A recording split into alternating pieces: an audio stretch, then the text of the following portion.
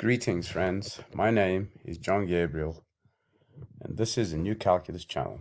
So today, for the second time, I'm going to talk about the axioms, but I'm going to be focusing on a very interesting YouTube video by someone called Lamvros Maglaras, and I have never met him. In fact, never communicated. I've left some comments on his video, but he hasn't responded.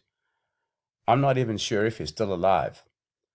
But this old man, and I say old man, but I'm also an old man, but he's obviously a lot older than I am, has some really succinct arguments. And what is the topic of his video? The topic of his video is the inoperability of the axioms.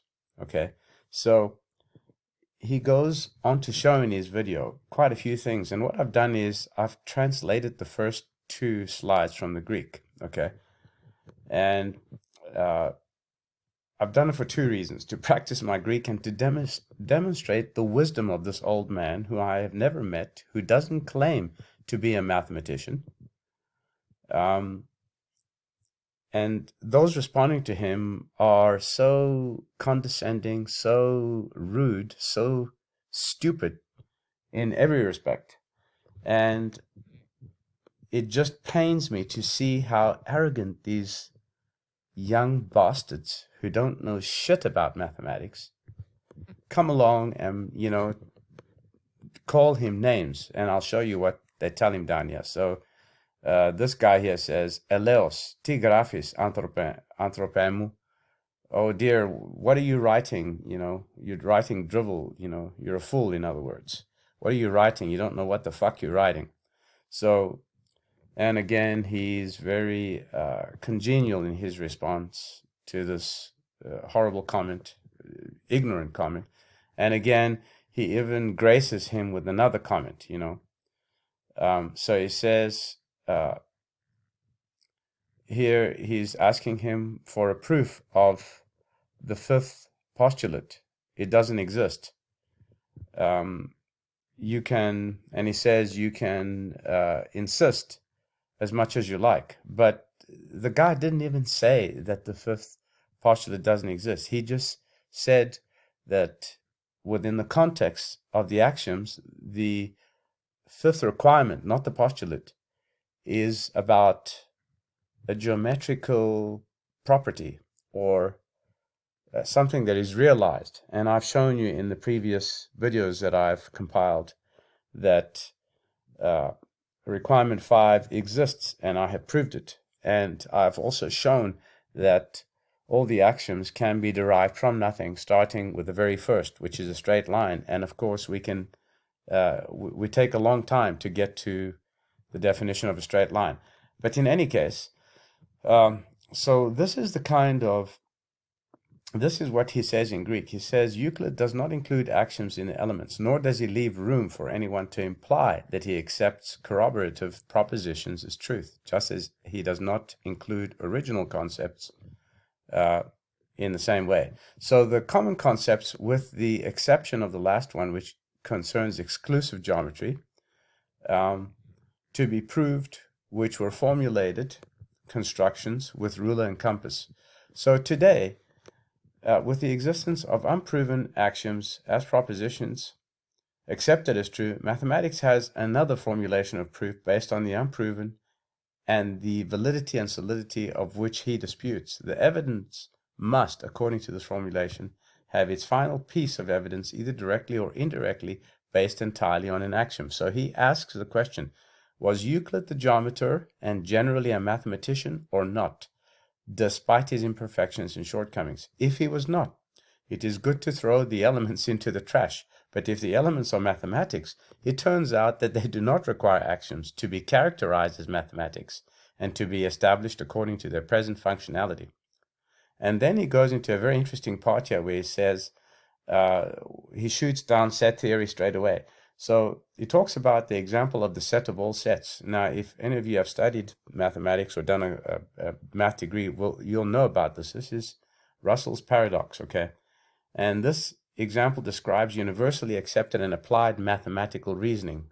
In other words, mainstream reasoning. So we're extremely interested because it is not once applicable, by the way. In other words, there is no universal set. And so if you come along here to Wikipedia, I never use Wikipedia, but this seems to be correct. A universal set is a set which contains all objects, including itself. In set theory, as usually formulated, the conception of a universal set leads to Russell's paradox and is consequently not allowed. So you see, the minute you get to a point where you have to make decrees such as not allowed, you can instantly toss a theory into the garbage can because it doesn't stand, right?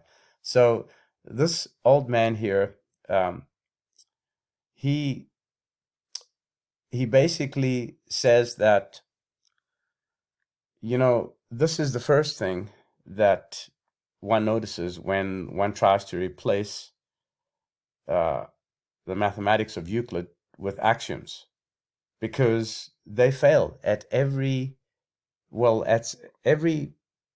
point a paradox is reached. You have to create a new rule or a new decree so that the theory doesn't collapse in on itself. Okay, in other words, you need a theory which is full of rules, and mathematics does not require rules. All it requires are facts and evidence, right? To prove those facts. That's all you require in mathematics, and that's what geometry is about. So Mr. Maglaras tried to demonstrate this in his video, but he was scorned, and this was in 2015. People telling him to go back to playing his guitar because he's no good at mathematics. And, it's such a shame, such a shame. This guy here says, "Άσε Lamvros τα μαθηματικά, γράψε κανένα τραγούδι καλύτερα." So, Lamvros, abandon mathematics, just write a song, it's better. That's just so unwarranted. And then, of course, this guy here at imbeciles. Oh man, I think he's probably studying in the UK, somewhere in Manchester or Manchester University, and this guy is an absolute imbecile. I mean, if you're able to read Greek and read his response, it's and it's quite funny. He says no offense at the end here. Well, of course, Lamvros wouldn't take offense, and his comment is filled with absolute crap. I mean, crap about George Cantor, about group theory, about relativity, the theory of relativity. So this boy here is probably a teacher's best student because he's a sycophant and he doesn't think about anything that he's instructed to learn. He just sucks it in and just repeats it out. In any case, that's really all I wanted to talk about. I'll place a link to this video in the details section, and you can read the English part of the first 2 pages to see. One thing I noticed is that he writes exceptionally well, by the way. My Greek doesn't even come close to his. He writes brilliantly, and he is a very educated man, obviously, because he not only writes well, but he knows a lot about mathematics, even though he doesn't call himself a mathematician. So this is a guy I would have loved to meet, and I want to make one last comment and then I'll stop. The ancient Greeks thought like this guy did. And I'm not saying that everything he says is correct, but his clarity of thought is amazing. And you'll see from the first 2 pages that I translated that he has exceptionally clear thought. And so I'll leave it at that. It's really a shame that, academics don't listen and, they sit within their ivory towers, expecting everybody to simply obey them like despots and tyrants, shooting out or decreeing rules and methods and what have you, and expecting everybody else to follow, even when it doesn't make sense. And they are as stubborn as mules when it comes to correction. They will not be corrected by anyone outside of the mainstream. They're hateful, despicable, filthy dogs, in my opinion. And they've done me a lot of harm, and that's why I'm going to continue to expose their ignorance and stupidity. And I'm actually having the last laugh, because I have proved to them that their mainstream calculus formulation is a piece of crap, and it's totally flawed. So that makes me happy. And what else can I say? It's been an uphill battle, and as long as I breathe, I'll try to carry the torch as far as I can. But my health is not that great, and I'm sure you all know about that. So, once again, it was good chatting with you all. Comment, please, if you have a good comment, and I'll try to be in communication with you all soon again. Take care. My name is John Gabriel. This is a New Calculus channel. Goodbye.